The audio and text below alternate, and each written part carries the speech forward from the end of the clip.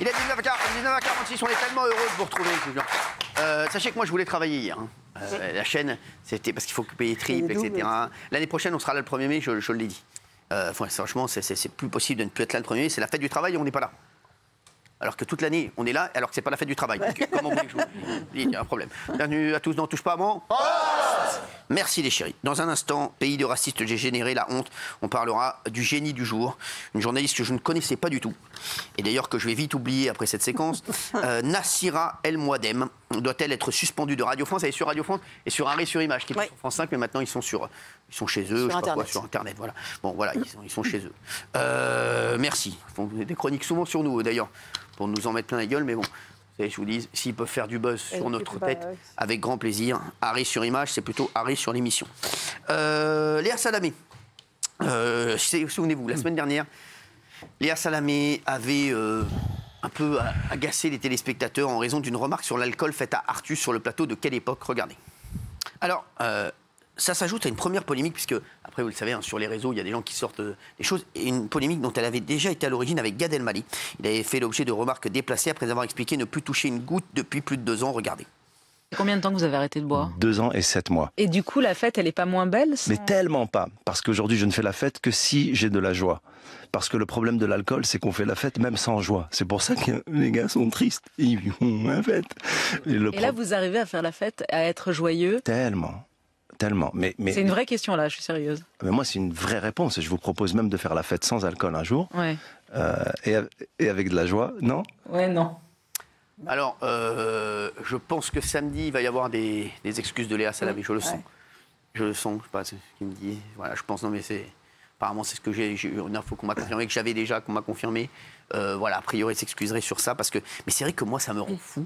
Les gens qui disent sans alcool, la fête est plus. Le message est dangereux. Avec l'alcool. Avec l'alcool, la fête est plus folle. Mais je vois pas le. En fait, c'est des gens qui savent pas s'amuser. En fait. C'est ce que je l'ai dit là. Non, mais c'est incroyable. Que Léa Salamé dise ça, ça me rend fou, moi. Excusez-moi, ça me rend fou. Alors après, il y en a qui ont fait des raccourcis, voilà, avec Raphaël Glucksmann, qui est son compagnon. Compagnon de Léa Salamé, qui aurait été aperçu apparemment ivre, mais bon, il n'était pas ivre, il jouait, je pense, voilà, comme il s'est fait sortir de la manif. D'ailleurs, c'était inadmissible, ça. On en est d'accord, c'est inadmissible ce qui s'est passé pour lui. Regardez.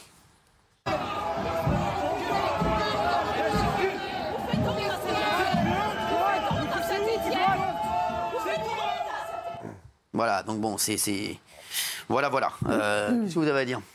Je suis, moi, extrêmement sévère à l'encontre de Léa Salamé. Vous êtes sévère à l'encontre de tout le monde. Non, mais ça fait... Je suis choqué. C'est pas contre elle en tant que personne, mais dans son rôle social, dans son rôle d'animatrice d'émissions très écoutées, radio-télé, c'est récurrent. C'est 2 fois, 2 personnalités. On a l'impression qu'elle remet ça en cause. Les enfants, on n'arrête pas de leur dire attention, boire c'est dangereux. Quand vous sortez, ne buvez pas trop. Et regardez l'exemple qui est donné. Je crains que ce soit dévastateur. Ça me fait de la peine. Moi, je pense que c'est sa vanne. C'est une vanne qu'elle fait comme ça, voilà. Je pense tout. pas. Non, parce que là, moi, je pense pas qu'elle a un problème avec l'alcool. Je pense que c'est une vanne, c'est tout. C'est sa vanne. C'est une vanne récurrente. Mais justement, elle n'a pas de problème avec l'alcool, mais il y a d'autres gens qui ont des problèmes avec l'alcool. Et je trouve qu'il y a un profond manque d'empathie quand vous avez quelqu'un qui vous dit que l'alcool vous a ravagé et qu'elle parle d'alcool mondain, parce qu'il est vrai qu'il y a plein de gens qui boivent de l'alcool et qui arrivent à ne pas être addicts pour autant. Oui, mais un peu d'empathie. Il y a des gens qui vous expliquent que ça détruit la vie, que ça rend dépressif, que ça rend anxieux, que ça mène à des drames. Et elle en rigole et elle dit non, mais c'est quand même marrant de boire. Non, je suis désolé. Et deuxièmement, ça décrédibilise complètement les messages qui sont martelés à longueur de journée sur les antennes, que peu de gens lisent. Malheureusement, l'abus d'alcool est dangereux pour la santé. Comment vous voulez que ce soit crédible quand les animateurs stars d'une chaîne qui sont écoutés et respectés par des gens vous disent non, bah allez, bon, un petit coup, c'est sympa. On pense les téléspectateurs. Tiens, mais bon, après, moi je pense que. Après, en face d'elle, elle a eu Artus et Gad Elmaleh qui ont été tous les deux excellents ambassadeurs de ce monde sans alcool. Bah si, il y a un droit de réagir quand même. Après, je pense qu'elle fait des vannes, voilà. Bon, voilà. Est-ce qu'on a fait un sondage là-dessus ou bien on s'en fout total ? Bon, on s'en fout total. Merci. Tiens, j'ai une question à vous poser, vous. Vous avez vu le cas de Jean-François Aquili, le journaliste de France Info, qui a été viré. Pourquoi ? Parce qu'il aurait participé, ou il a participé, ou on l'accuse d'avoir songé à écrire un livre de Jordan. Il a songé à écrire un livre avec Jordan Bardella, qui était sur France Info. Il s'est fait jeter. Oui. Moi, je vous me demandez mon avis. Bah, moi, ce qui me gêne, c'est s'il l'a fait sans autorisation. Voilà. Non, mais Pourquoi il aurait demandé on n'a pas le droit. Donc voilà, vous dites n'importe quoi une fois de plus. Non, mais ça vous choque pas qu'il soit mis non. Ah oui, ça vous choque pas? Non, je donne mon avis. Et s'il avait fait un livre sur Mélenchon? Oui. Non, c'est le fait d'avoir... Non, mais celui-là, il aurait fait un livre sur Mélenchon, il n'aurait pas été viré. Est-ce qu'il aurait été viré s'il avait fait un livre sur Mélenchon? Pareillement. J'en ai marre de sa bien mauvaise sûr que foi. non. C'est insupportable. Intellectuellement, Je passe un jour de folie le 1er mai, je le retrouve le lendemain. Impossible, Insupportable. J'ai même Non, pas mais le temps de- arrêtez. S'il avait fait pas dire ça. un livre Bien sur sûr. Mélenchon, aurait-il été viré? Oui, sans arrête un peu. Cyril, collaboration extérieure Mais arrête sans un peu, autorisation, mais on n'a pas le vous droit mentez. quand on est sale. Mais Vous je suis mentez. désolé. Vous savez je le nombre mens de pas. collaborations extérieures qui Excuse-moi. existent ou de J'ai fait plein de livres Ah quand bah non, j'étais mais sur si France elle existe. Télévisions. Attends, laisse parler, mamie, elle a de l'expérience. Non, mais j'ai fait Merci, plein de mamie. livres. On a droit de faire des livres quand on est à France Bien Télévisions sûr. ou Radio France. Si on Il y a demande autre- l'autorisation. Non, Pas du tout. Excuse-moi, Tu je n'as me pas besoin souviens de demander même pas d'avoir l'autorisation. demandé. Non, Mais je ne n'ai dis pas de demandé bêtises, l'autorisation. C'est autre je m'en chose, c'est souviens. un contrat d'exclus d'image, ça n'est pas de l'image. Pour les livres, on Il peut dit le n'importe faire. quoi une fois de plus. Ici, on a le droit de faire des livres sur. Moi, j'ai fait des Mais livres bien sur sûr, n'importe elle quoi. m'a pas demandé, Ici, bien on n'a sûr. jamais demandé la permission. Non, Et mais toi oui, aussi, tu as fait des livres. Enfin, un livre sur Toujours, Valls. je vous demande l'autorisation. Pas sur un arrêtez. livre. Pas sur un un livre livre. sur Valls. Toujours. Non, mais Valérie, elle n'a pas demandé Humainement, d'autorisation. c'est Non, mais bien qu'on vous demande dites une fois de l'autorisation, plus mais on n'est pas n'importe obligé. quoi. C'est incroyable. La règle, je suis désolé. Non, mais et donc, quand- est-ce que vous êtes choqué sinon? C'est quoi la Parce qu'il règle? n'y a pas de règle. Donc, Quoi, la vous dites n'importe quoi, vous Ah, non, inventez la une règle, règle. Non, je suis pas choqué. Vous inventez une règle. Non. Donc, s'il n'y a pas de règle. Je ne suis pas choqué qu'il soit viré. Je Ah, d'accord. voulais- Donc, voilà. c'est aucun journaliste- inadmissible. Il Vous vous est rendez viré compte, pourquoi eh, Puisque c'est pas la alors, règle. je vous dis, si on C'est va la police de la jusqu'au bout, pensée. si on va jusqu'au bout de ça, Léa Salami. Elle a fait un livre ou C'est- pas? Non, mais c'est la compagne de Raphaël Guzman. Si on est aussi con que ça veut dire que tous les gens qui ont déjà parlé avec un mec à gauche, à droite, au milieu, ou qui collaborent avec quelqu'un, ils sont virés. Non, mais excuse-moi, c'est ça. Mais c'est la Donc, police de la c'est la pensée. police de la pensée. C'est-à-dire que tu vas Non, mais je te t'infiltrer dis. dans les rêves des gens, dans les envies des gens, alors que c'est le truc n'est même pas fait. Enfin, c'est Léa Salamé, hallucinant, tu quoi. es d'accord avec moi que ça n'a rien à voir avec son mari fait ce qu'il veut, elle a sa carrière, ils ont leur carrière. Voilà. Tant qu'elle ne fait pas d'interview politique en période d'élection, ça me va. D'accord. Ce qui Donc est la règle. c'est vous le grand juge. Non, ce qui est le cas. Non, mais non, voilà. Donc C'est le cas. Oui, mais pour lui, c'est pareil. Pour Akili, s'il a le droit de faire un livre avec qui. Enfin, j'espère que vous serez jamais au pouvoir, hein, parce que ça fait peur. Mais non, mais il y sera jamais. Mais alors, Ouais, excusez-moi, pourquoi donc il est en passe d'être viré? C'est pas moi qui qu'ils sont l'ai viré. politisés. Mais pourquoi il a été viré On va parce qu'il est t'expliquer. avec le diable. Parce qu'il a fait un que livre. c'est le Il Rassemblement voulait faire un livre avec national, Jordan mais Bardella. bien Il évidemment. aurait voulu faire un livre avec Raphaël Mais bien Guzman sûr. ou Jean-Luc Mélenchon. Ça serait très bien passé. Fabien Roussel. Il y a plein de journalistes qui ont été des plumes pour des hommes politiques Ah, bien et qui ont sûr. écrit des livres avec les hommes politiques. Regarde Duhamel, il a toujours été dans Moi, le je peux service plus. public, il a Cette fait des mauvaise tonnes foi, de c'est livres. insupportable. En plus, c'est un grand journaliste, il a une belle carrière, une grande Bien sûr. carrière, et on le traîne dans la boue comme ça en oui. disant que C'est horrible. il a plus du tout, il a perdu son objectivité parce qu'il collabore à un bouquin, même s'il l'avait En plus, fait, etc. Il peut Mais très bien apparemment, écrire un c'est une demande, bouquin en plus, sur exactement. Bardella et garder son indépendance et sa Bien sûr. bonne foi journalistique, c'est vraiment. Mais comment il peut défendre ça, la liberté? Est-ce que vous vous rendez compte la liberté C'est d'expression? stalinien, ça. Ouais, c'est incroyable. Hein.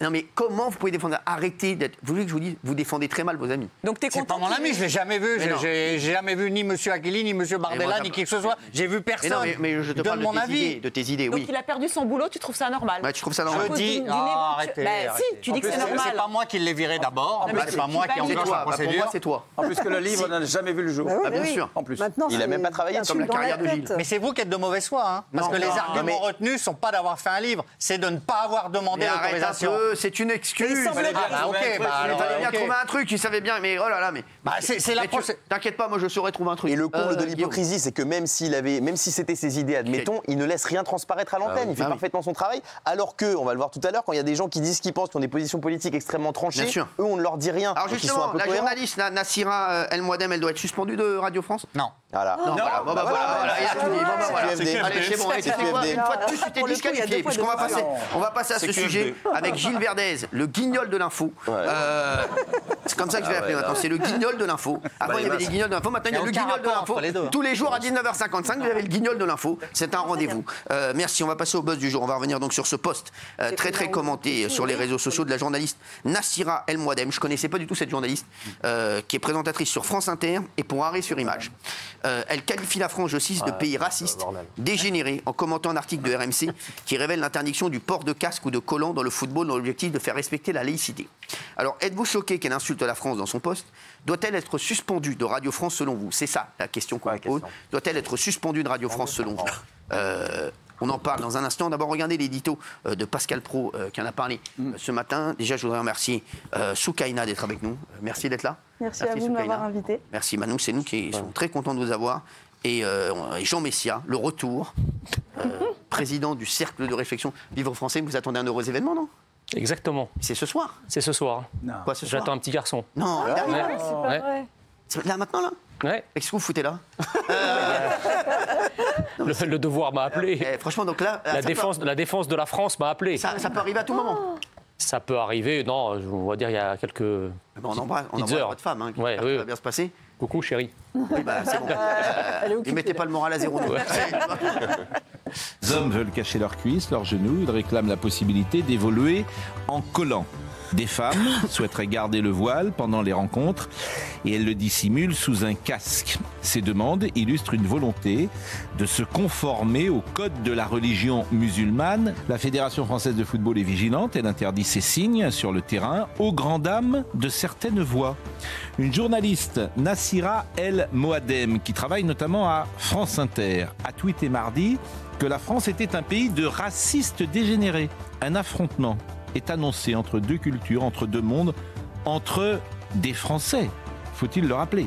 Madame El Moadem est née en France, mais elle juge son pays rempli de dégénérés racistes, quand ce pays entend simplement prolonger son histoire millénaire.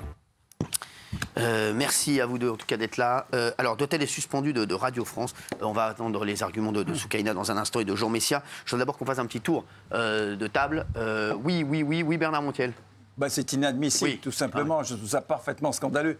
Je ne le croyais même pas qu'on puisse écrire un truc pareil. Tellement c'est odieux, scandaleux, inadmissible. Je ne sais pas. Une femme que j'avais l'impression que peut-être elle était plus ouverte que ça. C'est inadmissible, scandaleux. Valérie? Oui, suspendu, pas viré, hein, bien sûr. Suspendu, il faut marquer le coup. Il faut dire qu'on ne peut pas tout dire. Et en l'occurrence, là, ce qu'elle fait, c'est qu'elle essentialise tous les Français. Elle met tous les Français dans le même panier. Et elle dit que vous, là, les téléspectateurs qui nous regardez, nous, ici, sur ce plateau, ses camarades, peut-être, sont tous des racistes dégénérés.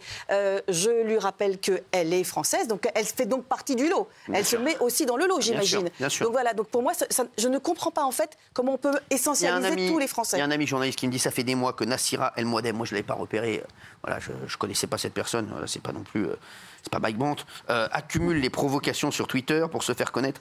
Le scandale, c'est qu'une militante aussi sectaire qui insulte les Français soit payée avec de l'argent public. Voilà. Radio France doit réagir. Voilà.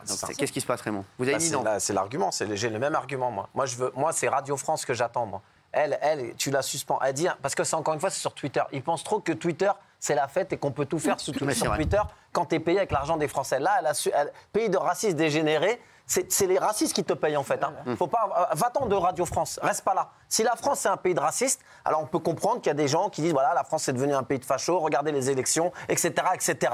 Mais la France, elle a des gros problèmes. Mais si c'est un pays de racistes, ne te fais pas payer par les Français en fait. Ne te fais pas payer par un service public français. Moi, j'attends que Radio France réagisse et j'attends que cette dame-là, elle présente ses excuses. Je suis pas pour la suspendre parce que j'aime pas qu'on touche au travail des gens, j'aime pas qu'on vire les gens, donc j'ai mis un nom, mais j'attends qu'elle s'excuse, qu'elle prenne son Twitter là et qu'elle fasse maintenant et qu'elle dise c'est vrai, j'ai été trop loin, j'ai peut-être déconné. Voilà, moi j'attends qu'elle s'excuse et j'attends que Radio France parle aussi un peu parce que c'est facile pour Radio France à chaque fois. Il y avait eu Guillaume Meurice, il y a encore des histoires, il y a tout le temps des histoires avec Radio France. Suspendu d'ailleurs. Il y a tout le temps des histoires avec Radio France et Guillaume Meurice suspendu. Mais Radio France, faut pas oublier que quand vous rentrez chez Radio France, c'est les Français qui vous payent. Hein. C'est pas vous. Hein. Vous produisez rien, c'est les Français qui vous payent. Alors insulter les Français, c'est bien. Chez Radio France, c'est les Français qui nous payent.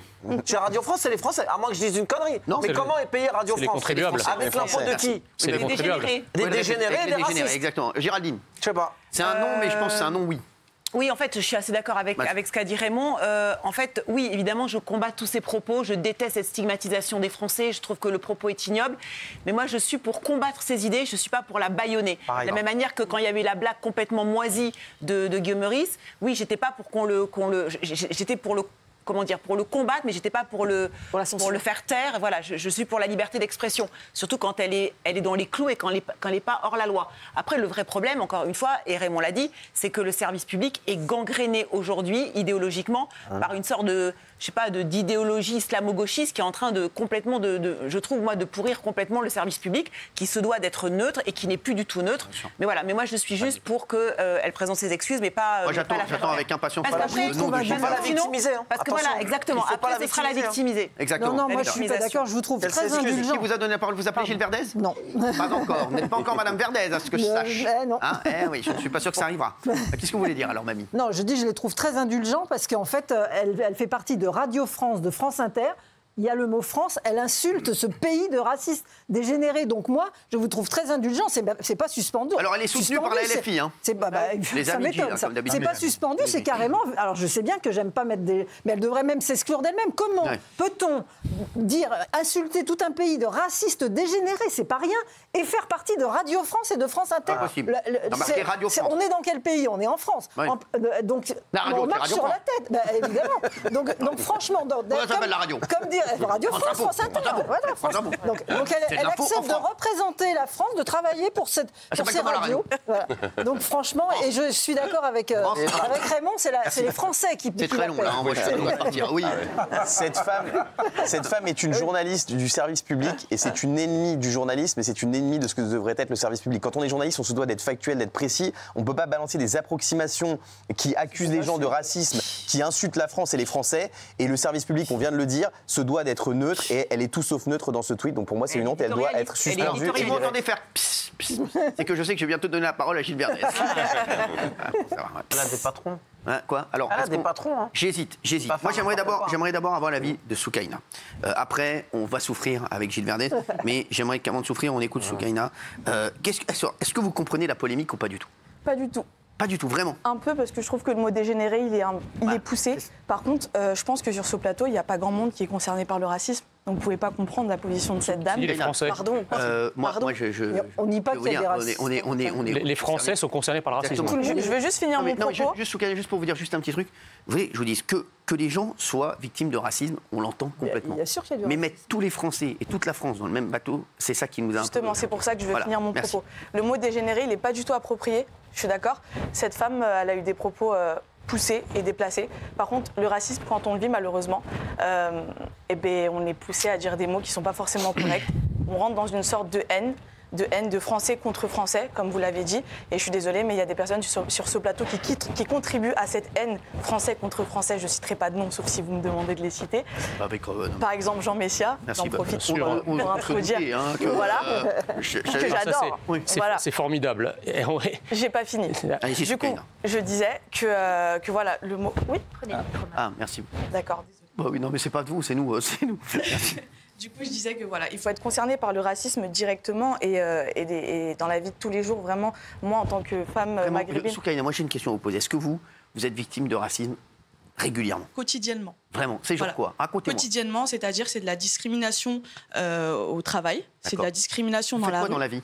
Alors moi, je viens d'être diplômée d'un master. D'accord. Donc j'ai fait Sciences Po. Ah ouais. Vous voulez faire quoi plus tard? J'aimerais bien être députée à l'Assemblée nationale, malgré ce que je porte, ne vous en déplaise. J'espère que vous ne serez pas à côté de Louis Boyard, c'est tout, mais sinon avec plaisir. Voilà. Ça, c'est votre avis, mais du coup, voilà, moi, la discrimination, je la vis tous les jours. Le racisme, je le vis quand je vais faire mes courses. Vraiment quoi, genre quoi? Vous sentez quoi? Des regards, Maintenant, en France, on ne se cache plus de dire ce qu'on pense. Du voile, de dire ce qu'on pense. C'est-à-dire des regards, vous sentez des regards de gens insistants, des regards insistants. Puis quand on se retourne et on demande à la personne pourquoi elle nous regarde, franchement, madame, pourquoi vous êtes voilée, quoi? Vous êtes toute belle. Ah oui. Voilà, ce genre de choses. Des retours en Afrique. Très belle avec le voile. Hein. Merci, je le sais. Vous n'avez pas besoin de vous dévoiler. Merci. Je sais. De toute façon, c'est pas. Le but, c'est de laisser les femmes être libres de porter ce qu'elles veulent. C'est vous qui avez fait le choix. Bien sûr. Parce que c'est ça aussi que j'aimerais revenir là-dessus, c'est qu'il y a plein de gens, et je suis sûr qu'il y a plein de gens qui ont l'argument de vous dire, qui pensent que vous êtes forcés. Ouais. Mais c'est vous qui avez fait le choix de... Bien sûr. Ces gens-là, je les invite à s'ouvrir au monde et à discuter avec les gens, avec les femmes voilées, par exemple. Et ils verront que dans beaucoup de cas, on n'est pas en Iran. Ici, les femmes ne sont pas forcées d'être voilées. Alors en Iran, par exemple, vu que j'ai sorti le sujet, je termine. Je condamne totalement le gouvernement iranien. À 100%. Pour moi, une femme doit être libre de vouloir porter ce qu'elle veut. C'est même pas une question de voile ou pas voile, c'est ce qu'elle veut. D'accord. Donc voilà. Et vous avez toujours porté le voile? Non, pas du tout. Je l'ai porté à 22 ans. J'en ai 25 aujourd'hui. Qu'est-ce qui a fait que... Alors justement, c'est ça que j'aimerais savoir. Ça a été quoi le déclic? Un cheminement spirituel, personnel, tout simplement. En fait, pour moi, le voile, il n'est pas censé signifier quelque chose pour les autres, mais uniquement pour moi, pour la personne qui le porte. Parce que pour moi, le voile, il peut être religieux, il peut être culturel, il peut être dû à un style vestimentaire, à un complexe, ça peut être tout et n'importe quoi. Mais aujourd'hui, le voile, il est diabolisé par la France. Mais vous, comment ça se fait? Un jour, vous êtes dit, je sais pas, il y a eu un événement spécial, il y a eu quelque chose ou pas du tout? Il n'y a rien eu de spécial, c'est un cheminement spirituel qui s'est fait petit à petit. Votre famille, votre maman, elle portait déjà le voile? Oui, ma famille. Les femmes... vous avez dit jusqu'à 22 ans, moi je le porte pas, donc on vous a laissé ça qui est. C'est ça. Ma maman, elle n'a pas porté le voile très très tôt. Elle a porté, je crois, à 35 ans. Et jamais personne vous a forcé, vous êtes dit jamais. C'est vous à un moment, à 22 ans, vous êtes dit c'est le moment pour moi. Voilà, je me suis dit c'est le moment, c'est dans mon chemin spirituel. Moi, je le porte pas de manière légiférée. Donc je sais pas si vous savez ce que ça veut dire légiférer, mais c'est porter le voile selon. En fait, moi, je vais carrément aller plus loin. Religieusement parlant, je suis pas forcément voilée. En fait, c'est juste petit à petit mon cheminement par la pudeur que je prends. Ouais. Donc aujourd'hui, stigmatiser les femmes par rapport au voile, je trouve ça bête et méchant, si je peux me permettre. Moi, si je peux me permettre, Soukaina, sur ce que vous avez dit sur les propos de cette journaliste, qu'il y ait du racisme, ça, il y en a. On n'a jamais dit le contraire ici, et quel qu'il soit.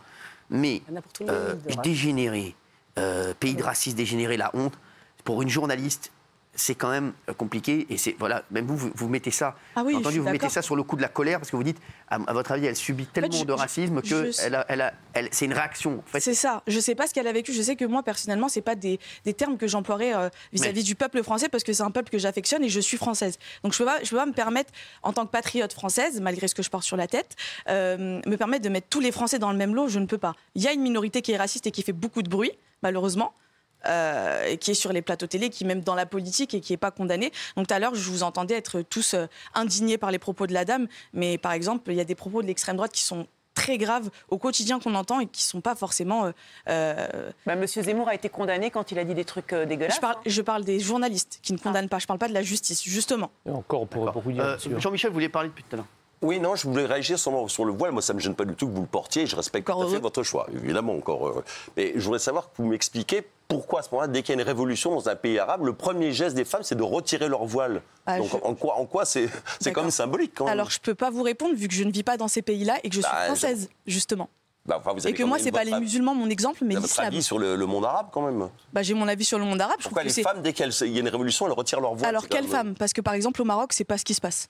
Donc, de quel pays parlez-vous? En Iran, vie, liberté. En Iran, mais vous prenez toujours l'exemple de l'Iran. Je ne suis pas iranienne et je condamne à 100% ce qui se passe en Iran. Pour moi, c'est carrément contraire à l'islam, si je puis me permettre. Donc, voilà. Et pour en revenir à ce moment-là sur le racisme, je voulais dire, il n'y a pas que les musulmans qui sont victimes de racisme. J'ai pas dit ça. On peut très bien être catholique, blanc, et se travailler dans un café, et être insulté, être voilà, on se fait cracher dessus, etc. C'est pas quelque chose qui est propre. On le regrette évidemment, mais de tous bords. Le racisme est de tous bords et il est condamnable de tous bords. Ce qui est dommage dans vos propos, c'est que vous mettez au même niveau tout. Alors vous mettez au même niveau le racisme anti-blanc, qui n'existe pas selon moi. Ah bon, c'est ça qui est dommage. C'est mon avis. C'est mon avis. C'est mon avis. Non, il y a de la discrimination. Il y a de la discrimination envers les blancs. Il y a de la discrimination envers les blancs. Ce n'est pas du racisme. Le racisme, c'est du racisme. Une idéologie qui a été créée par justement les blancs. Donc ça ne peut pas être, le racisme anti-blanc ne peut pas exister à partir de ce moment-là. Quand vous avez les représentants de certaines immigrations, quand vous avez les représentants de certaines immigrations qui traitent des Français de souche de sales blancs, c'est pas du racisme. C'est de la discrimination. Ou de sales français ou de sales goères. C'est ce que j'appelle de la discrimination. D'accord, mais si on dit sale arabe, là c'est du racisme. En fait, l'histoire est là. Ou sale juif. Là c'est de l'antisémitisme, mais pas quand on dit sale français ou sale blanc. En fait, monsieur, l'histoire est là et les faits sont là. En fait, vous n'êtes pas crédible, tout simplement. C'est vous qui n'êtes pas crédible, monsieur. Bien sûr que si. Parce qu'à la limite, si vous disiez que vous luttiez contre tous les racismes, vous seriez respectable, madame. Sauf que vous je ne suis pas respectable, du coup. Pas en disant cela. Je suis contre toutes les discriminations. Et j'ajoute, juste pour, si je peux me permettre de garder la parole, par rapport à la journaliste que vous êtes venue défendre ce soir. Je ne l'ai pas défendue. Elle n'est pas venue de quelle... Il s'agirait de travailler son sujet quand même. Une petite seconde. Elle n'est pas venue la défendre, je tiens à le dire. Merci. Soukaina, elle est juste venue. Soukaina, ça fait longtemps que je voulais l'inviter. Parce que je trouve qu'elle est...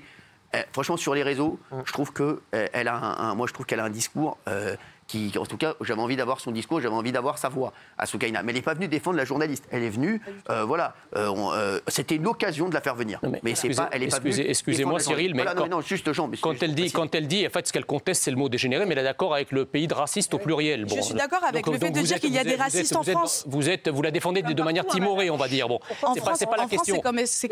Moi, j'ai juste une question à poser. Laissez-le parler. Madame Nassira Al-Moadam est de parents marocains. Oui. Si la France était un pays raciste, qui a accueilli ses parents? Qui aujourd'hui lui paye le travail?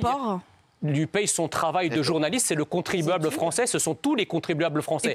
Donc moi j'en ai assez, si vous voulez, de ces gens qui dénoncent en fait le contraire de ce qu'ils incarnent par leur propre trajectoire. La trajectoire de Mme Nassira El Moadem est intégrée, elle est journaliste, elle est payée par tous les Français. Mais elle est française. Et elle ose venir dire que la France est un pays de racisme. Elle est française, selon vous. Si c'est un pays de racisme, pourquoi elle emporte la nationalité? Est-elle Elle a qu'à laisser sa nationalité à la frontière et repartir. Alors, moi je vais vous dire, parce que je vais répondre à Nassira El Moadem, on l'avait invitée dans l'émission, et elle nous a répondu, puisque elle n'est pas venue, et donc je lui ai dit, je lui ai juste mis, nous on n'insulte jamais la France et les Français, car nous aimons la France et les Français.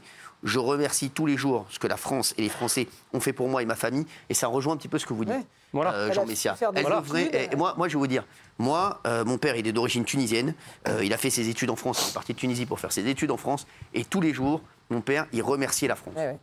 Et les Français, qui étaient ses patients, et qui sont d'ailleurs ses patients, et qui étaient auprès de lui, et qui ont fait qu'aujourd'hui, il a pu exercer son métier. La France l'a accueilli pour faire ses études. Voilà, donc voilà, et je vous le dis. Et aujourd'hui, nous, moi qui suis issu d'immigration, je peux vous dire que tous les jours, moi les Français, je les aime. Voilà, les Français, je les aime. La France, j'aime la France.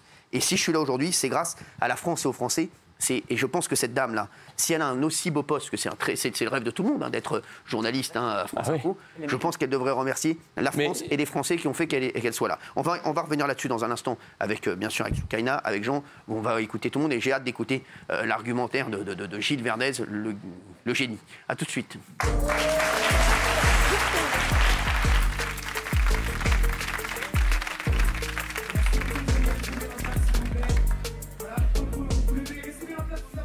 Et vous le savez, dans TPMP, on invite tout le monde. Voilà. Et on aime la France, et on aime les Français, et on vous aime, sachez-le. Et quand on voit des tweets comme ça, alors c'est vrai que moi j'étais un petit peu virulent avec cette jeune femme sur les réseaux, mais bon, voilà, on y reviendra tout à l'heure. Mais c'est vrai que moi, je vous le dis, les Français, vous vous rendez pas compte. Vous vous rendez pas compte du peuple que c'est, et vous vous rendez pas compte des Français, la chance qu'ils nous ont donnée, enfin des gens comme moi. Et à des gens comme cette jeune fille, c'est une chance incroyable. Soukaina, je suis très content que vous soyez là. On a pu discuter en plus pendant la pub, et malheureusement, Bernard Montiel a voulu nous parler. Merci. Soukaina, on va revenir sur cette affaire. Donc, pays de racistes dégénérés, la honte. J'aimerais juste entendre Gilles Verdez, qui lui pense qu'elle ne doit pas être suspendue de Radio France. Gilles Verdez, ça aurait été exactement pareil. Ça aurait été quelqu'un. C'est là où on ne vous suit pas. C'est là où on ne vous suit pas, une fois de plus, avant de vous écouter. Moi, voilà, quand Soukaina parle, je la suis. Je comprends son voilà. Après, elle a ses idées, que tout à l'heure, voilà. Mais je comprends, vous, en fait, vous n'avez pas de ligne directrice. C'est-à-dire qu'on sait que si ça avait été quelqu'un de droite qui avait fait le même tweet, vous auriez dit, il faut qu'elle soit suspendue de suite. Si elle avait parlé du Maroc ou de l'Algérie, ouais. Exactement. Mais là, comme c'est quelqu'un, voilà, de France Info, bah, vous allez dire non, elle ne doit pas être suspendue. Donc on vous écoute, Gilles, c'est deux poids, deux mesures à chaque fois. Non, c'est pas deux poids, deux mesures, j'aurais dit la même chose. Alors d'abord, je la connais. Arrêtez, Gilles, arrêtez. Bah, je vous le dis, d'abord, Qui vous croit ici? On vous connaît. Moi, je me crois moi-même, c'est des exemples. Demain, je sortirai un montage. Le journaliste tout à l'heure, alors d'abord. Mais oui, il y a eu un exemple il y a 2 secondes. Il n'y a rien dit encore. Mais c'est pas la même chose. Ce n'est pas la même chose. C'est jamais la même chose avec vous. C'est pas la même chose. Alors, je la connais pas. Mais on s'en fout de ça, c'est pas une question de vous la connaissiez ou pas, Gilles Verdez. On sait que voilà, Jean-François Killy, vous le connaissez? Non. Bah voilà, bah pareil, vous l'avez enfoncé. Bah voilà, tout simplement, pour rien. Mais pas pour rien, il y a une. Il a rien absolument fait. pas pour rien. Il a fait pour ma part cette jeune femme. Pardon. Il a rien fait, Jean-François Killy. Non, mais qu'est-ce qu'il a fait, Jean-François Killy? Il a travaillé sans autorisation. Non, il a Mais je peux plus parler avec lui, Valérie. Pour le coup, je ne peux plus parler avec ce mec. La ligne de défense d'Aquili, c'est de dire qu'il a fait une demande. Donc on verra si elle existe ou pas. Et que par ailleurs, son seul tort, entre guillemets, serait d'avoir pris un café avec Bardella pour évoquer une éventuelle participation à son livre. Donc il va gagner au prud'homme, il n'y a pas de problème. Voilà, très bien. D'un côté, il y a ça. Et puis de l'autre côté, il y a une jeune femme journaliste qui écrit, elle, quelque chose et qui assume une pensée avec laquelle on peut être d'accord ou pas. Voilà. Il n'aurait pas été viré s'il avait pris un café avec Mélenchon. C'est insupportable. J'ai rien dit encore. Mais vous êtes insupportable. J'ai même plus besoin de parler. Vous faites mal à la France. Je disais tout à l'heure, on aime la France, on aime les Français. J'ai l'impression que vous n'aimez pas la France et les Français. Non, vous ne pouvez pas avoir ce genre de discours si vous aimez la France et les Français. Mais j'ai rien dit encore. Alors je dis, je ne la connais pas, je ne partage pas ces mots. J'aurais pas utiliser raciste, dégénéré, etc. Mais sur le fond, il y en a ras-le-bol, je comprends sa colère. Il y en a ras-le-bol, Cyril, en ce moment. Mais ne me parlez pas à moi. Bon, je ne parle pas à vous, il y en a ras-le-bol, pas Cyril, je ne parle pas à vous. Il y en a ras-le-bol. Là, c'est la Fédération française de foot. C'est la Fédération française de foot qui vient chercher les musulmans. Il va interdire des collants entre le nombril et le genou. Qu'est-ce qu'on en avait à foutre de ces collants que les footballeurs utilisent depuis des décennies? Et là, on est en train de stigmatiser les musulmans. On stigmatise les musulmans en permanence. Mais mais arrête. Laissez-moi finir, Jean Messia. Dans le tweet initial de RMC Sport, il n'y a aucune référence à l'islam et aux musulmans. Arrêtez, c'est quoi ce délire? Arrête. Le collant, c'est contre les musulmans et la fédération. Mais ils n'osent même pas le dire. Mais c'est même pas nommé. C'est de l'hypocrisie. Donc ça justifie qu'elle traite la France, tous les Français de racistes et de dégénérés. Est-ce que je peux finir ma phrase, Messia? Ça vous dérange d'écouter les gens? Oui, ça me dérange parce que votre discours est inaudible. Oui. Je suis un peu d'accord avec lui. C'est insupportable à chaque fois. Il y en a marre, Cyril, en ce moment, de stigmatiser les musulmans, de les discriminer. C'est ça le truc, là, sur les collants. Donc les musulmans... La question, elle est simple. Doit-elle être suspendue? Non, parce que je ne comprends pas ces mots, mais je comprends sa colère. Et cette colère-là, elle est partagée par beaucoup de musulmans qui, en ce moment, disent « Lâchez-nous, il y en a marre. » Mais au bout d'un moment, moi, je vais vous le dire, Cyril, avec le cœur. Si les musulmans... De faire du mytho là, arrêtez de faire du sensationnalisme avec le cœur. Il y a pas. Non mais je peux juste. Alors finissez, Gilles. Non, je dis rien. Je peux juste dire un mot. Tous les musulmans, ils ont l'impression de ne pas être les bienvenus. C'est pas vrai. Tous les musulmans. Et ça monte parmi les musulmans. Et c'est pas bien. Et c'est pas bien. Qu'est-ce qu'il y a, Raymond? Mais j'ai le droit de dire ce que je ressens. Il y a absolument... J'aimerais Raymond. C'est pas bien parce que ça engraine les gens. Il y a eu un Fédé, c'est bien ce qu'il faut. Il y a eu un ramadan incroyable. On a vu un ramadan incroyable. C'est la Fédé qui attise la haine. Arrête, dans les supermarchés, on a vu un ramadan incroyable. Partout, on a vu les Français derrière le ramadan. Partout. On n'a pas vu de gens qui... Et là, les collants, Raymond, les collants. Les collants, alors, d'accord, tu peux dire que la fédération, mais les Français, mais c'est pas que le foot. Là, elle insulte tous les Français. Mais bien sûr. Le football, là. Les musulmans, ils sont français. Les musulmans, ils sont français. Lui, c'est que le football. Je partage pas les mots, mais je partage la colère. Voilà. Mais les musulmans, ils sont français, donc elle insulte les musulmans. Excuse-moi. Voilà, qu'elle t'insulte. Alors, je me permets juste de dire que la censure qui est faite envers Gilles Verdez, je la trouve dommage et déplorable. Vous ne laissez pas placer un seul mot. Parce que vous n'êtes pas dans votre sens. Vous n'êtes pas là tous les jours. Oui, d'accord, mais là, il n'en a pas placé une seule. Mais c'est celui qui parle le plus dans l'émission. Ensuite, ce que je voulais dire... Celui qui parle le plus, c'est justement, c'est un problème. D'accord, mais c'est juste moi là ce que je ressens sur le plateau, donc je veux en faire part. Ensuite, par rapport à l'islamophobie qui est en France, elle existe, vous ne pouvez pas la nier aujourd'hui. Elle n'existe pas. D'accord, mais... Il y a de l'antisémitisme aussi, il y a de l'islamophobie, il y a du racisme anti-blanc, il y a du racisme anti-blanc. Est-ce que je peux en placer une sans qu'on me coupe? C'est possible ou pas du tout? Mais c'est vous qui avez le plus parlé aussi. Bah encore heureux. Je vais pas parler encore.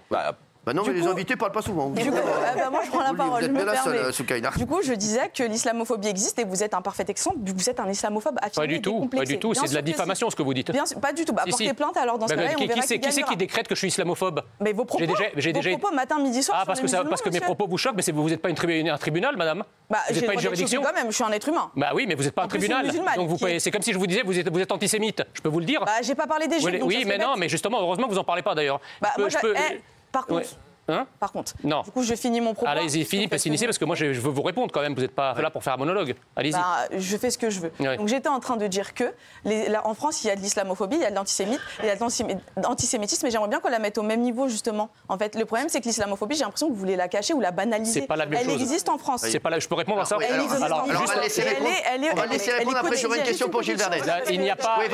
J'aime pas trop quand j'entends. Il faut qu'on le mette au même niveau. Sous-entendu, on serait tous comme des dingues sur l'antisémitisme. On ne serait pas comme des dingues sur... C'est ce que vous voulez dire. Et moi, j'ai du mal là-dessus. C'est ce que je ressens et c'est ce que je pense. C'est ce que j'ai ressenti, ce que vous venez de dire. Et c'est ce que je pense. On n'est pas d'accord avec vous. Non, mais attendez. On n'est pas du tout d'accord avec vous là-dessus. Le mot... Je suis désolée, mais vous êtes La Palestine est le parfait exemple. Non, mais attendez. Bien sûr que si, mais bien sûr que si, il y a un rapport. On parle sur le sol français. Oui, mais je suis désolée, mais un génocide qui est à l'échelle mondiale, on est concerné en France. Mais on est concerné en France à partir du moment où génocide, arrêtez avec ça. Mais à partir du moment où la France fournit en armes Israël, on est concerné directement. On est concerné. Il n'y a pas. Moi, je pense que attendez.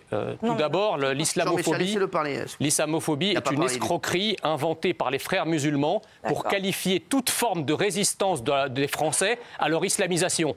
L'islamophobie ne peut pas être considérée sur le même plan de l'antisémitisme parce que jusqu'à nouvel ordre, il n'y a pas des congrégations et des millions de juifs en France qui cherchent à judaïser la France.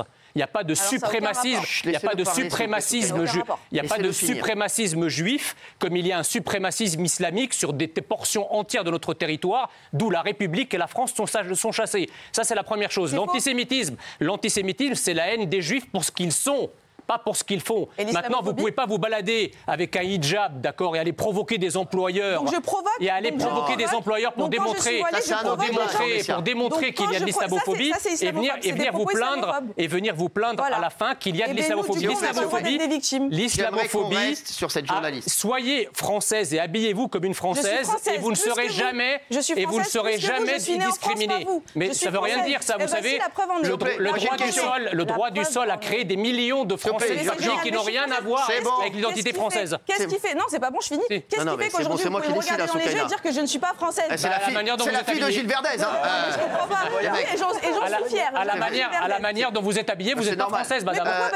Parce qu'un habit, pour vous, elle est française pour moi. fait partie d'un patrimoine. Non, vous n'êtes pas habillée comme une française. Et quand on vous regarde, on ne pense pas spontanément à la France, excusez-moi. Vous non plus. Bah si, justement, moi je suis habillée comme un Français. Pardon. Ah si. Non, mais moi je suis pas déguisé en bédouin du 8e siècle, madame. Mais ça, c'est grave. C'est grave d'avoir de tels propos. Et vous vous ridiculisez en parlant comme ça et ça prouve votre islamophobie, Vous voulez vous autodiscriminer pour ensuite reprocher aux Français de regarder de travers. Mais c'est quoi ça? Habillez-vous normalement et tout le monde vous regarde normalement. La preuve avec vos propos. S'il vous plaît, stop. Gilles Verdez, j'ai juste une question à vous poser. Est-ce que pour vous, il y a un racisme anti-blanc? Non. Bon, bah voilà. Non, mais je l'ai toujours dit ici. Vous avez répondu à ma question, c'est bon, merci. Je peux pas. C'est bon, merci. Il n'y a pas de racisme anti-blanc, bien sûr qu'il y a un racisme anti-blanc. Non, mais tous les historiens vous les expliquent que non. Mais quel historien? Les historiens de gauche. On ne parle pas d'historiens, on parle de ressenti. Les historiens de gauche qui racontent. Mais ça, c'est différent, le ressenti des uns et des autres. Il n'y a pas de racisme structurel. Arrête un peu. Si, dans les quartiers, si. Je sais pas quoi vous dire. Dans les quartiers, arrête de dire n'importe quoi dans les quartiers. Il y a un racisme structurel contre les blancs. Le résultat. Mais c'est pour ça que la FFF a fait ce communiqué. Le sondage. Parce qu'il y avait un racisme anti-blanc. Le sondage. Oui, 90%. Oui, 90%. Elle doit être suspendue. Bravo, public. Je suis fier de mon évidemment. public. Je suis fier de vous, les chéris. Merci. Et je suis fier, une fois de plus, de la France. Et je suis fier d'être français. Et je suis fier des Français. Voilà, je vous le dis. Contrairement à cette journaliste qui est, pour moi, vraiment la lie. Mais il y a du racisme. Allez, merci aux deux. Juste, Jean Messia. Pas pour moi. Jean Messia, juste 2 minutes. Jean Messia. Justement, alors moi, si vous voulez... S'il vous plaît, Jean Messia. Moi, je suis arrivé dans une France française et je ne veux pas que la France, demain, ressemble à votre accoutrement et à votre visage. On va pas partir là-dessus. Et donc, c'est pour ça, parce que je veux que mon fils grandisse dans une France qui garde son identité. Je vous annonce ce soir que je rejoins la liste de Marion Maréchal en 8e place pour les élections européennes avec Éric Zemmour. Et j'ai un meeting lundi avec Sarah Knafo et Stanislas Rigaud pour l'intronisation de la liste. Et j'espère de tout cœur que cette liste va faire le plus gros score possible parce que c'est la seule et unique liste qui lutte pour que la France reste française et contre l'islamisation de notre pays. Eh bien, Soukaina, vous allez y aller le voir? Pour rien au monde. Quoi? Pour rien au monde? Quoi, vous irez jamais? Non, jamais de la vie. Jean Messia, c'est pas un politicien, c'est un clown. Enfin, d'un moment, vous l'entendez depuis tout à l'heure, c'est pas un politicien, ça. Vous êtes déguisé dans une oui, mais moi, je me présente pas aux élections européennes. Mais allez vivre en Arabie Saoudite. Pourquoi vous vous habillez comme Messia? Mais dans ce cas-là, il ne faut pas s'étonner que les gens regardent de travers. Merci Soukaina, merci. Merci à vous deux, merci. Allez au bout de votre engagement religieux et allez vivre en Arabie Saoudite. Allez vivre en Arabie Saoudite. La charia, c'est parfait pour vous. Merci Jean Messia, merci Soukaina, merci d'avoir été avec nous. Dans mon pays d'origine, il n'y a pas la charia. L'Arabie Saoudite, il y a la charia, oui, c'est votre pays d'origine. Il y a notre Sam qui va vous amener au bout du couloir, tous les deux, merci. Merci, allez-y, tous les deux. Merci Soukaina, merci Jean. Merci les chéris, merci d'avoir été là. Et c'est vrai que je pense que les deux là, vous devriez faire un rideau avec Bataille et Fontaine. Ce serait pas mal, franchement. Merci Soukaina, merci d'avoir été là et vous revenez nous voir. Et Jean Messia, merci de cette annonce. Et puis il y a l'enfant qui arrive ce soir. Oui, l'enfant qui arrive ce soir. Les chéris, vous avez vu. Alors non, je voudrais revenir sur bon, il y a Jean-Michel Apathy encore qui s'est mêlé, donc je fais des tweets sur le truc. Il s'est encore mêlé, donc j'étais obligé de le calmer. Qu'est-ce qu'il y a, Géraldine? J'ai l'impression que ça. C'est quoi le débrief là de cette séquence? C'est incroyable. Parce que je suis pris en tenaille en fait. C'est ça. J'aimerais bien être au milieu, ni dans cette Toi, t'as toujours voulu être au milieu. Et je ne suis pas du tout d'accord avec ce qu'a dit la jeune fille. J'avais plein de questions à lui poser. J'aurais voulu... voilà, mais c'est pas grave, elle est partie. Et peut-être qu'elle reviendra. Et à ce moment-là, je lui poserai des questions. Et surtout, je suis très, très en désaccord avec ce qu'a dit Gilles Verdez sur ce communiqué de la FFF qui est à l'origine justement de la réaction de cette journaliste. Parce que oui, Gilles Verdez, il y a une pression religieuse aujourd'hui de plus en plus forte dans le foot. Il y a eu un rapport du Sénat dès 2014. Si, franchement, tu devrais un petit peu aller sur le terrain. Parce que vraiment, tu ne te rends pas compte sur le terrain amateur. Il y a une pression, mais horrible de l'entrisme religieux. C'est dramatique aujourd'hui et c'est pour ça qu'ils sont obligés de statuer. Voilà. Et sur les champs, là, les deux, c'est des insultes. En fait, c'est des caricatures. Non, mais les deux qui s'insultent, c'est insupportable. C'est insupportable. Voilà. On est pris dans une tenaille, la tenaille extrême droite et islamo-gauchiste.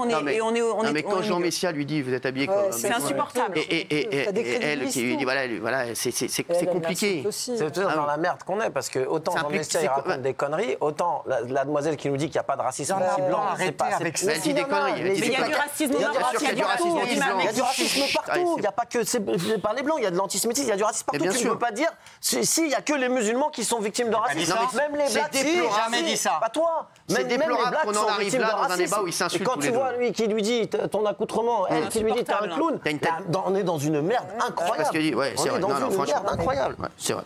Oui, bah toi t'es pas bien. Oui, qu'est-ce qu'il y a? Non, mais le racisme en ça recommence. Mais oui, mais là, vous me pointez en disant... Il y a du racisme en Maroc, mais j'ai même pas l'occasion de... Il y a du racisme en Arabie Saoudite contre les Yéménites aujourd'hui. Pourquoi elle ne parle jamais des musulmans qui sont entretués entre eux? Pourquoi c'est toujours les Français qui sont... Bah si, c'est le sujet. Les Chinois qui détruisent les Ouïghours. Il y a madame qui veut parler depuis longtemps et je pense qu'en analyse politique, on n'aura pas mieux ce soir. Merci. Je voulais parler, mais on ne pouvait pas parler parce que Jean Messia était obsédé par la femme voilée. Oui, d'ailleurs, ses propos, c'était vraiment déplorable. Ah oui. Non, mais c'était vraiment dégueulasse. Non, mais des deux côtés. Hein. Voilà, moi je voudrais. Et Soukaina était super au début de ça, et après, c'est vrai que ça a commencé. Et les deux, ils ont bien démarré, ils sont foutus sur la gueule. Surtout, puis après les propos qu'il a eu, c'est vrai que c'est un clown. Moi, je suis désolée, je suis d'accord avec elle. Après, pour rester sur le sujet de base, moi, j'aime pas qu'on fait des généralités, mais je trouve que là, on peut comprendre sa colère, parce que je suis désolée, qu'est-ce qu'on a à foutre que des joueurs ils mettent des collants ou pas? Je pense qu'il y a des problèmes plus graves. Oui, mais là, c'est le principe de la laïcité. Qu'est-ce qu'on s'en fout? Je pense qu'il y a des problèmes plus grave. Tu peux pas, quand tu défends la laïcité, traiter d'islamophobe, c'est trop facile. Mais est-ce que ça vous touche personnellement que quelqu'un met des collants ou pas? Est-ce que ça te touche? Mais c'est pas une question de me toucher, j'ai rien à foutre, je joue pas au foot. La vie est faite de symboles. Mais il y a des choses plus graves, on s'en fout de ça. Est-ce que ça te touche? Ça te fait mal qu'il mette des collants ou pas? Mais c'est pas une question de ça me fait mal. S'il vous plaît. Le sport, c'est l'émancipation, c'est l'égalité homme-femme, c'est l'ascenseur social, c'est pas le séparatisme. Il y a des clubs aujourd'hui, par exemple, où les femmes ne peuvent pas aller à 7, par exemple, parce que ce sont des femmes et parce qu'il y a aujourd'hui un tel entrisme religieux, si tu veux, qu'en fait la religion est au-dessus des lois de la République. C'est ça le problème et c'est pour ça que la FFF elle est obligée de statuer. Donc voilà, c'est pas une question de collant, pas collant et tout ça, c'est qu'on est obligé d'avoir une sorte de principe neutre. Attends, juste préciser que les joueurs tunisiens, marocains et algériens ont des shorts, ils n'ont pas de collants. Oui, qui est cette personne? Excusez-moi, qui est cette personne?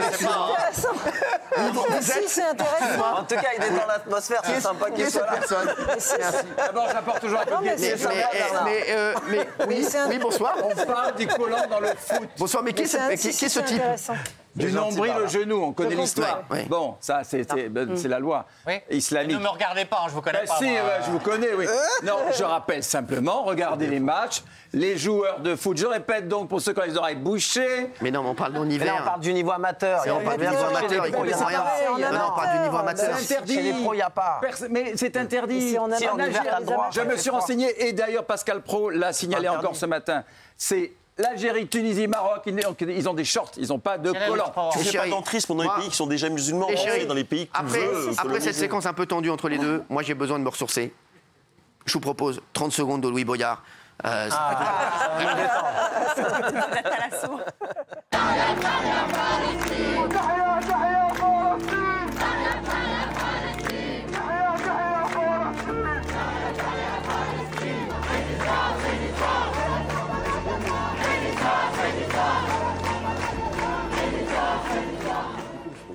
Voilà, ça fait toujours du bien de voir Louis Boyard, que ce soit de dos ou de face, ça nous revigore toujours. Merci Louis, merci.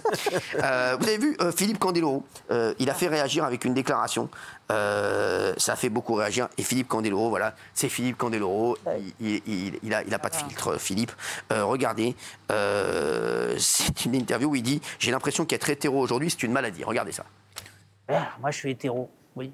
Est-ce que c'est une maladie aujourd'hui d'être hétéro? J'ai l'impression que oui. Parce qu'en fait, une fois, j'ai dit que j'aimais les femmes. On m'a dit, bah alors t'es homophobe. On m'a complètement taré, quoi. J'ai des milliers de copains qui sont homosexuels et je suis pas homophobe. Au contraire, on s'amuse beaucoup avec les homos. On s'éclate. Ah, c'est Philippe, quoi. Voilà. Philippe. Voilà. Non, mais alors, il s'est fait éclater sur les réseaux. Est-ce que vous êtes choqué? Franchement, non. Voilà, il n'y a que Gilles Verdez qui est choqué. Gilles, on n'en peut plus. On n'en peut plus. Je demande aux téléspectateurs, est-ce que vous êtes choqués? Expliquez-lui pourquoi vous n'êtes pas choqué, Valérie, s'il vous plaît. Très non, parce qu'on voit bien qu'il y a... Quand un message est donné, il faut connaître l'émetteur. L'émetteur du message. Qu'est-ce qu'il est, qui il est et qu'est-ce qu'il veut dire. Et on voit bien que ce qu'il veut dire, il n'y a aucun sous-entendu homophobe, aucune volonté de blesser l'autre. Et que voilà, c'est Philippe Candeloro qui parle sans filtre, mais sans vouloir aller heurter une communauté en raison de son orientation sexuelle. Absolument. Donc voilà, donc il me semble qu'il faut toujours se demander qui parle. Et en l'occurrence, voilà, c'est Philippe Candeloro. On va se retrouver dans un instant. Vous allez nous dire pourquoi oui, juste vous, pour souffrir encore un petit peu.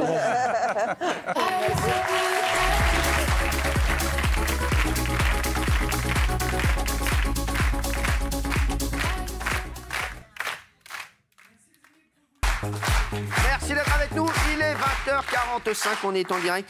Vous avez vu Philippe Candeloro, juste on va voir Gilles Verdez parce qu'il a dit, il a dit, j'ai l'impression qu'être hétéro aujourd'hui c'est une maladie, mais c'était dans un contexte, voilà, il a expliqué. Vous êtes le seul à être choqué ici. Ça m'étonne. Oui, mais vous êtes toujours étonné. Non, mais moi je reste premier degré là-dessus. Et sur quoi vous n'êtes pas premier degré? Et sur la compréhension immédiate. Valérie explique bien, mais pour moi ça me suffit pas. Elle explique très bien, Valérie. Très bien. Très bien expliqué. Elle dit n'importe quoi, mais c'est bien expliqué. Non, mais je n'accepte pas qu'on qualifie. Il vous aime bien. Je n'accepte pas qu'on qualifie de maladie une orientation sexuelle quelle qu'elle soit. Et ça me fait mal. Elle le sait, Valérie aussi, elle n'a pas besoin de vous pour que vous lui disiez ça, Valérie. Non, je dis ça... Oui, mais vous croyez que Valérie Benaïm a besoin de vous? Non, mais je réponds à votre question. Non, mais oui. Je suis choqué parce que être homo, hétéro, n'importe quoi, bi, c'est pas une maladie. Et ça me choque parce que ça peut être retourné par des... C'est une interrogation, regarde, il y a un point d'interrogation. Ah, c'est ça votre argument? Oui, c'est ça. Non, mais vous voulez un argument? C'était pas ouf. Hein. Non, mais quand on connaît, vous l'avez dit tout à l'heure, on a bien débattu tout à l'heure, quand on connaît Philippe Candeloro, on n'est pas étonné. Ce qu'il regrette, ce garçon, c'est qu'il puisse plus s'exprimer comme avant, librement, durant ses commentaires, qui était drôle et qui plaisait à tout le monde. D'un coup, maintenant, il est brimé, le mec, et c'est comme ça, il le ressent, et il a raison. Et on est choqués, nous aussi, qu'on puisse plus s'exprimer comme avant. Il a été embauché. Oh, mais c'est une expression. En revanche, ce qu'il veut dénoncer est intéressant. Je ne sais pas si son anecdote est vraie ou pas, mais quand il dit dire que je suis hétérosexuel sous-entend pour certains que je suis homophobe, c'est insupportable. Et aujourd'hui, il y a des gens qui veulent systématiquement se mettre dans un système d'oppresseurs et d'oppressés, et où l'hétérosexuel serait l'oppresseur. C'est comme quand on parlait des drag queens qui vont dans les écoles, qu'on est choqué par ça, on devient transphobe ou dragphobe. C'est ça qu'il veut dénoncer, c'est insupportable. Et c'est vrai. Après, le mot maladie, évidemment, c'est une expression. Gilles, il ne le pense pas. Il ne pense pas qu'une sexualité est une maladie. C'est une expression. C'est une expression. Une maladie, une tare, c'est pas une maladie, mais c'est un inconvénient. C'est ça qu'il voulait dire. Alors en fait, vous me reprochez de donner mon opinion sur un mot qu'il prononce en me disant il n'a pas voulu prononcer ce mot-là. Excusez-moi, mais c'est spéciaux votre truc. Parce que parfois, il faut savoir lire entre les lignes, c'est intéressant. Ah, d'accord. Regardez ce qu'il a dit. Il a dit pour lui, on est vraiment dans une époque où compliqué, on ne peut plus rien dire. Regardez, Gilles Verdez. Moi, ça me frustre que, soi-disant, on est un pays de liberté et que finalement, on n'est plus aussi libre que ça. C'est ce que je disais chez Cyril Hanouna la dernière fois. En fait, j'appelle ça de la discrimination invisible. Aujourd'hui, France Télé risque de me virer parce que je ne suis plus celui qu'ils sont venus chercher il y a 16 ans. On essaie finalement de m'enlever mon ADN, c'est-à-dire avec mes blagues potaches à la con. On a été dans les mariages normands où c'est poète cucu, machin et tout. Et on voudrait nous faire croire aujourd'hui que tout ce qu'on nous a appris, on doit nous désinhiber de tout ça. Si aujourd'hui on ne peut plus dire à une dame « Ah, vous êtes magnifique, madame », sous prétexte qu'on est en train de lui faire du harcèlement, il faut mieux lui dire « Ça va, vieille bique ?» On s'auto-censure aujourd'hui. Non, bah voilà. Les chéris, juste, il y a un pote à moi qui m'écrit, tu peux dire au bien-pensant Verdès que tu as un pote gay et que les propos de Candeloro ne sont pas du tout homophobes. J'ai pas dit ça, j'ai pas dit que c'était homophobe, j'ai dit que ça pourrait être retourné par des gens mal intentionnés. C'est juste le mot maladie. Excusez-moi, j'ai encore le droit de donner mon opinion. Mais c'est juste le mot maladie qui me choque, c'est tout. Et je l'aime bien, Candeloro. C'est bien, bah oui, lui aussi apparemment.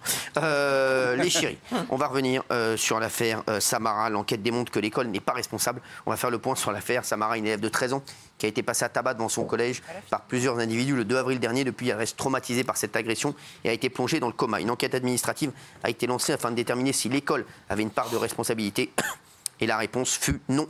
Mais la maman de Samara conteste cette conclusion. Elle est revenue dessus dans TPMP, mais avant, regardez la ministre de l'Éducation nationale expliquant l'irresponsabilité de l'école. Le collège, au vu des éléments qui étaient portés à sa connaissance, a fait tout ce qui était en sa possibilité de faire, c'est-à-dire qu'il y a eu un suivi de l'élève, elle a été entendue plusieurs fois, je veux dire par les équipes éducatives avant le drame qui s'est produit, et l'enquête administrative n'a pas relevé de négligence. Les réseaux sociaux, et notamment ces fameux comptes Ficha, sont sans doute à l'origine de ce qui s'est passé, avec des images qui ont circulé, qui étaient considérées comme porteurs de mépris, de haine, etc. Il y a certainement un contexte communautaire, mais que celui-ci s'est sans doute trouvé accentué par les images qui ont été véhiculées sur ce compte Ficha. Alors, on a eu la maman de Samara au téléphone. Merci d'être là, Patrick. Michel. Abissa nous a d'abord donné des nouvelles de l'état de sa fille depuis l'agression. Écoutez. Samara, elle est toujours suivie au niveau de l'hôpital.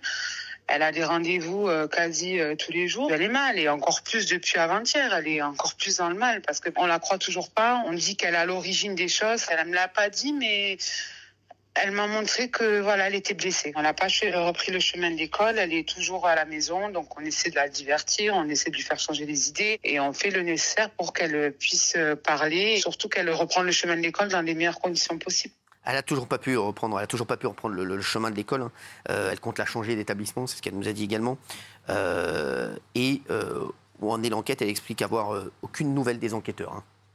Non, elle n'a pas de nouvelles des enquêteurs, mais d'ailleurs, elle n'en aura pas parce que les enquêteurs ne sont pas là pour lui donner des nouvelles de l'évolution du dossier. Exactement. Alors, elle a tenu à répondre à ceux qui disent que sa fille n'est pas une victime, mais une harceleuse. Et vous avez des éléments là-dessus. Michel, on va d'abord écouter ce que dit la maman de Samara. Ils n'ont aucune preuve, ça reste que des suppositions. Ma fille, pour moi, elle est victime. Elle n'est pas à l'origine de tout ça. C'était le bouc émissaire. Elle était, on me l'a décrite même devant le collège comme le souffre-douleur de l'école. Hein. Samara, il y a des élèves qui sont venus s'excuser, dire Madame, désolée, on ne savait pas, on pensait que Samara elle avait fait ça.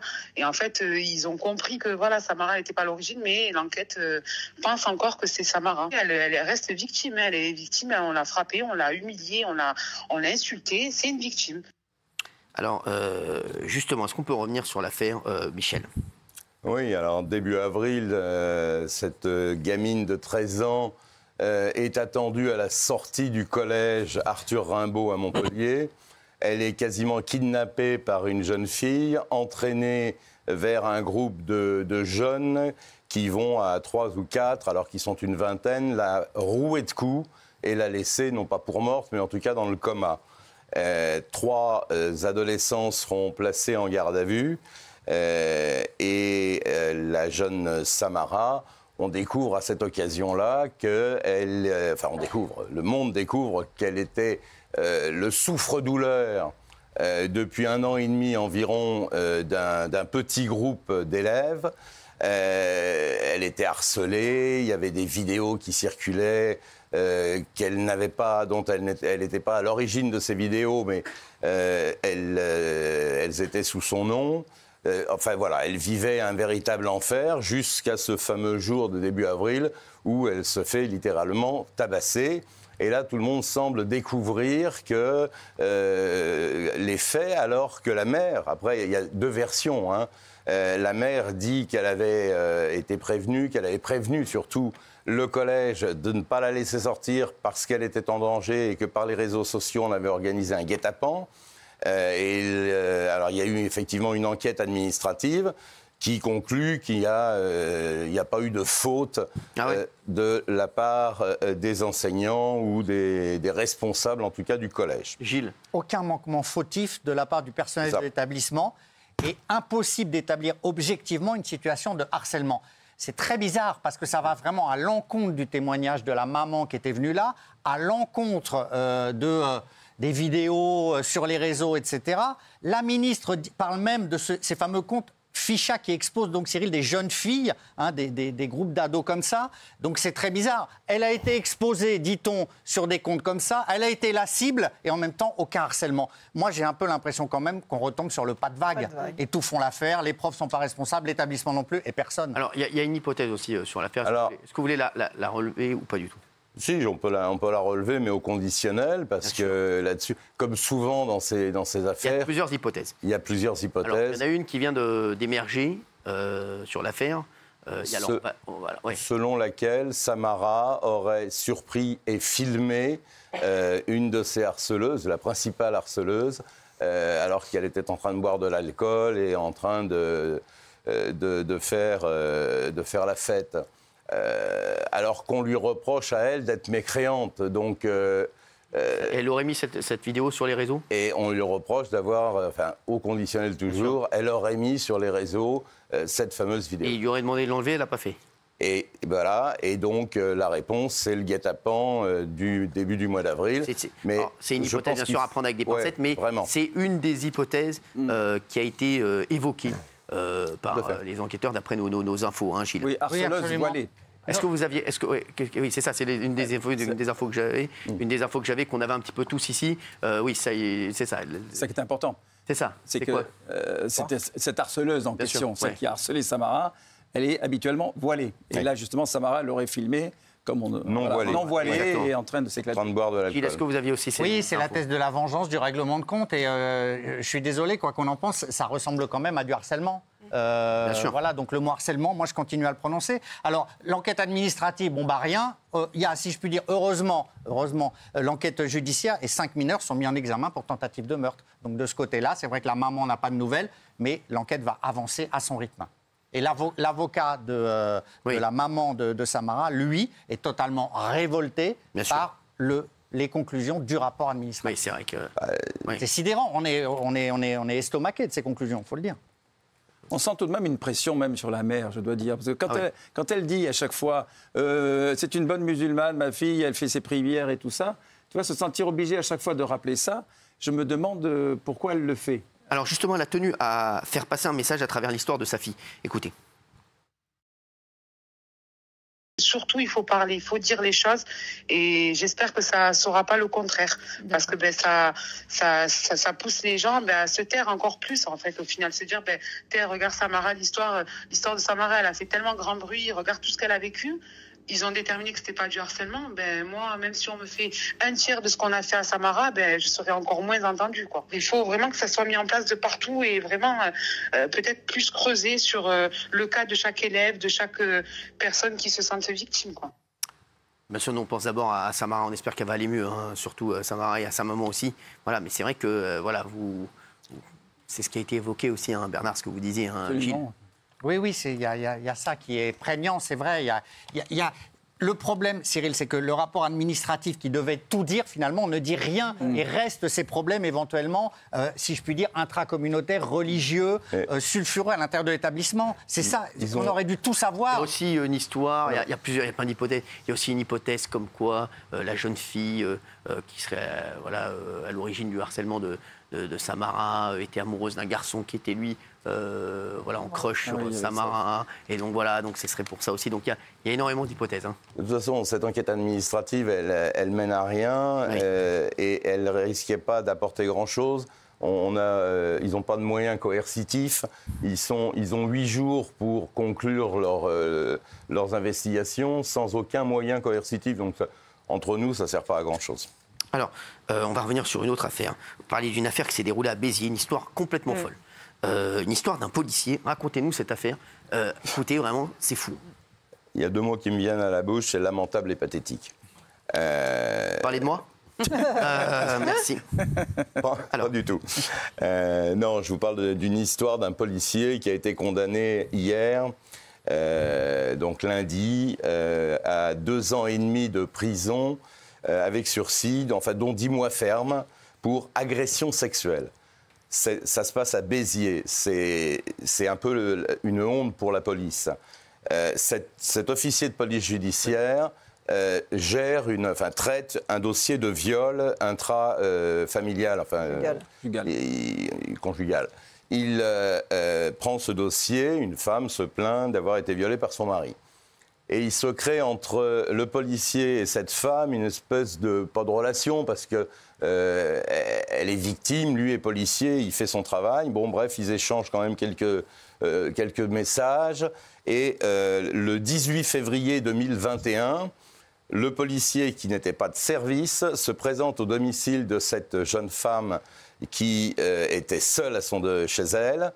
Et il vient avec des pièces du dossier en lui disant, voilà, il faut que je vous réentende, parce qu'il y a des choses qui ne sont pas claires dans cette affaire. On va faire une reconstitution. On parle d'un viol. Donc, elle était habillée en jean, il lui demande de mettre un pantalon de survêtement, ensuite il lui demande de se mettre à genoux sur le canapé, et à un moment, elle se retrouve dénudée, et elle se retourne et voit le policier nu et en érection. Les choses ne sont pas allées plus loin, mais...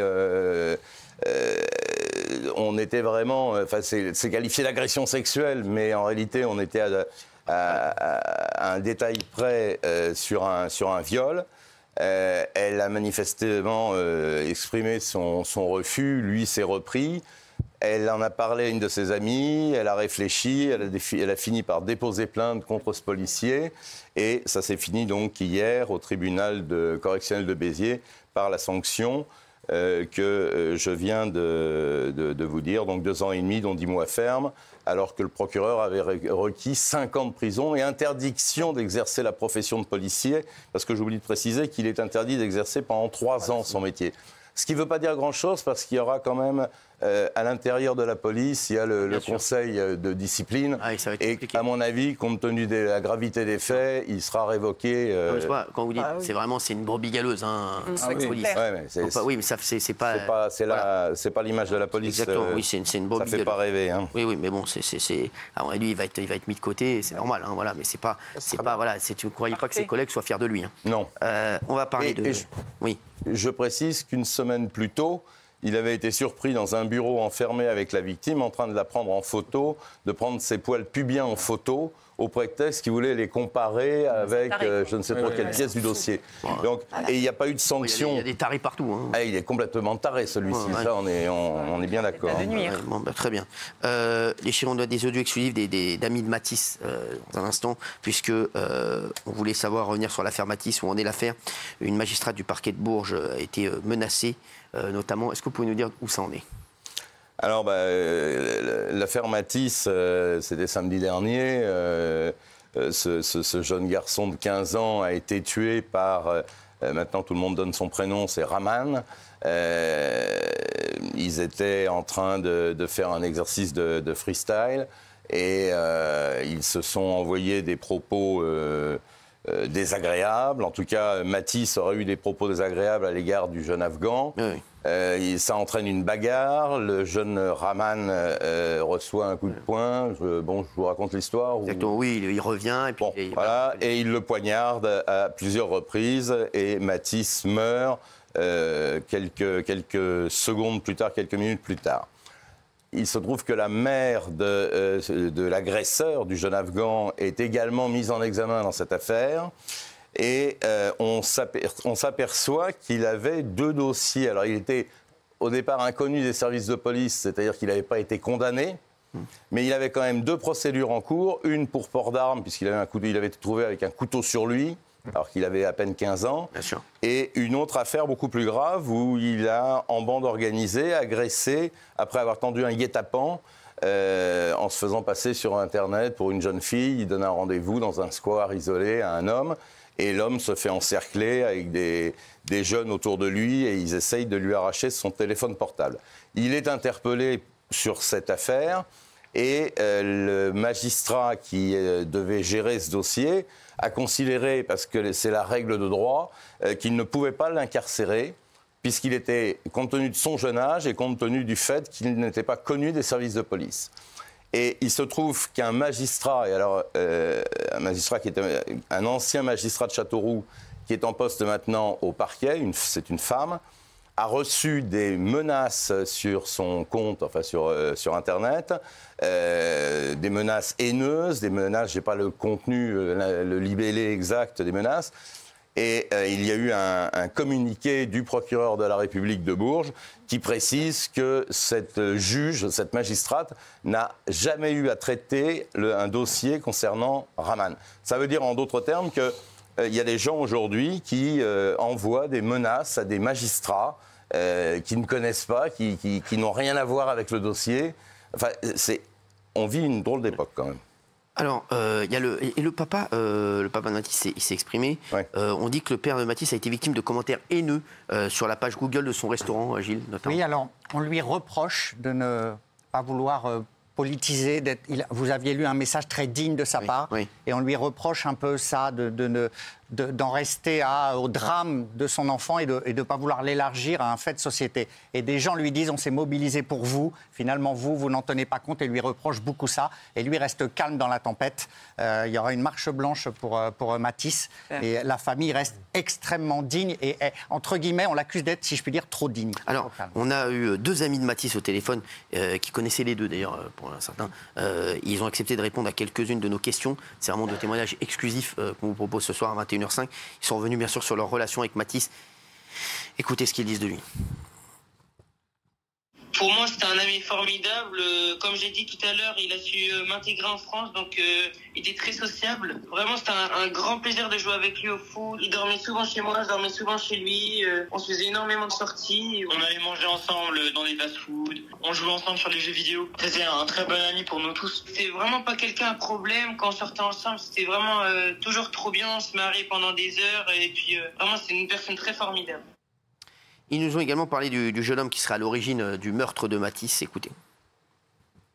Moi, je le connaissais d'un centre aéré. Il était en aucun cas proche de notre groupe d'amis. Il était pas proche et c'était déjà un gamin à problème. Il faisait beaucoup de délits. C'est quelqu'un un peu qui voulait faire le show, un peu s'inventer une vie. Donc c'est pas quelqu'un que nous côtoyons parce que nous n'apprécions pas ce genre de personne. Voilà, c'est intéressant. Oui. Quelqu'un d'instable, de tourmenté, de violent, profil très dangereux aussi. Vous aviez, Cyril, évoqué aussi les vidéos qu'il faisait sur les réseaux sociaux qui étaient extrêmement menaçantes, avec un langage très dur, de menaces précises. Donc c'est vrai que ce profil n'aurait jamais dû pouvoir se saisir d'un couteau et aller tuer Mathis. Il n'aurait pas dû avoir cette possibilité. Ils ont évoqué également la récupération politique de la part de certains partis et le manque de réaction d'autres. C'est extrêmement intéressant ce qu'ils disent. Regarde. On n'est pas du tout intéressé pour un quelconque lien politique. Tout ce qui est rattachement politique, notamment à l'extrême droite, ça ne nous intéresse pas. Ils sont juste là pour profiter d'une triste nouvelle. Tous ces gens-là, on ne leur répond pas et ça ne nous intéresse pas. On s'est bien rendu compte de la récupération assez forte de l'extrême droite, qui ont directement fait un tweet. Bon, certes, le fond, il était bon en ces temps. Ils nous ont soutenus, mais on sait très bien que le vrai but, c'était quand même une récupération politique. Ce qu'on trouve dommage, c'est qu'il n'y ait pas eu la même présence politique du côté de la gauche et aussi du parti du président actuel, Emmanuel Macron. C'est important ce qu'ils disent, hein, ces deux jeunes qui sont extrêmement intéressants. Hein. C'est fou. Mais si je puis dire, je partage totalement. C'est-à-dire qu'on ne peut pas laisser une récupération politique d'extrême droite, mais de l'autre côté, il n'y a rien. Il n'y a pas de solidarité, il n'y a pas de message. Je trouve qu'il y a une vacance absolue de réaction. Et il faut simplement partager l'émotion. Voilà. Et ça, ils ne l'ont pas fait. C'est incompréhensible. Alors, ils sont revenus sur l'hommage qu'ils souhaiteraient organiser pour Mathis. Écoutez. Sinon, l'hommage qu'on aimerait, comme l'a dit Cyril, ce serait de pouvoir voir un hommage, notamment une minute de silence au Parc des Princes, ou alors une banderole, un tifo, ce genre de choses. Puisque ce qu'a dit Cyril Hanouna, ça m'a vraiment ému. On était tous pour le Paris Saint-Germain, et donc Mathis pareil. En tout cas, j'espère que de là-haut, il voit tous les efforts que nous sommes en train de faire pour lui. On va essayer de faire le maximum là-dessus. Parce que c'est vraiment deux garçons formidables, les deux aussi là. On va essayer de faire le max. Alors il y a le papa aussi qui s'est exprimé. Il a dans un premier temps expliqué qu'il avait eu Gabriel Attal, le Premier ministre, au téléphone, qui lui avait demandé et regardez ce qu'il lui a demandé. Comme je l'ai dit à notre Premier ministre hier au téléphone qui m'a téléphoné, j'espère aussi que la justice sera faite et qu'elle ne sera pas trop laxiste et que ce sera ça sera un maximum, quoi, parce que même si, moi je suis désolé, mais même si c'était un gamin de 15 ans, il n'y a pas d'excuse pour ça. Retourner chez soi pour chercher un couteau et poignarder en plus un copain avec qui on traîne depuis quelques semaines, non, c'est juste pas possible. C'est un vrai meurtre. Oui. Il est admirable. Enfin, depuis le début, je trouve que ses réactions sont posées, sensées. Et c'est vrai qu'il faut qu'il y ait une justice, donc un châtiment exemplaire. Voilà, il faut qu'il y ait une condamnation forte. Ce qui lui a été reproché, c'est qu'il ait appelé... parce que c'est vrai que sur les réseaux, enfin sur les Google, il y en a qui l'ont un peu... Mais c'est vrai que moi, je trouve que sa réaction est d'une utilité incroyable. Regardez, il a appelé au calme, il souhaite que justice soit faite, hein, bien entendu. Écoutez. Je veux pas non plus que les gens montent au créneau parce qu'on sait qui va le faire, parce que l'agresseur,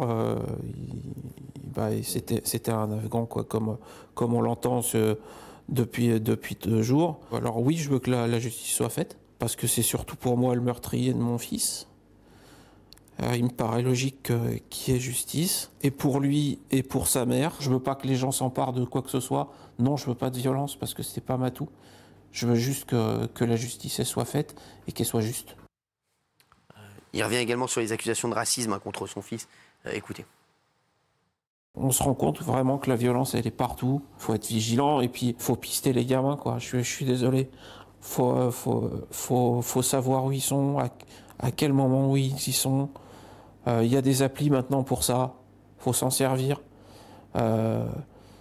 Et puis la première fréquentation qui craint un peu, faut pas hésiter à couper les ponts de toutes les manières possibles.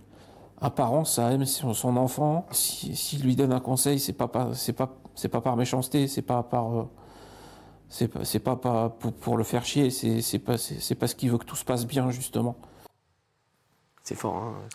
Et cet homme a reçu aussi sur son compte Google, parce qu'il est restaurateur, des messages de goût très douteux, évoquant la soupe, en disant « Votre soupe, un plat de 15 ans, est une vraie tuerie ». Eh ouais. Alors, eh ouais. Oui. Donc il y a dans la graduation du mauvais goût, on n'est pas au bout de nos surprises. On évoquait tout à l'heure cette magistrate qui a reçu des menaces de haine. Mais là, le père de la victime reçoit, c'est pas des menaces, mais c'est une espèce d'humour sordide. On a la réponse du père, hein, ça se commenter. C'est admirable d'ailleurs. Regardez. Matou était très aimé à Châteauroux, de par le fait que nous on est connus et de par le fait que c'était un petit garçon très sociable qui avait plein d'amis.